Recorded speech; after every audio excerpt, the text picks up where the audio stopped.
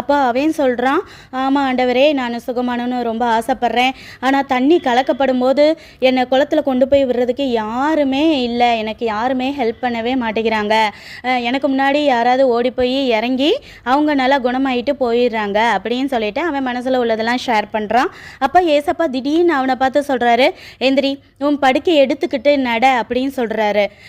இதே நம்மக்கிட்ட சொல்லியிருந்தா நம்ம என்ன நினச்சிருப்போம், நம்மளுக்கு நடக்க முடியலன்னு சொல்லிட்டு கிண்டல் பண்ணுறாங்களோ, பரியாசம் பண்ணுறாங்களோ அப்படின்னு சொல்லிட்டு நம்ம ஒரு கன்ஃபியூஸ் ஆகிருப்போம். ஆனால் அவர் அப்படி இல்லை.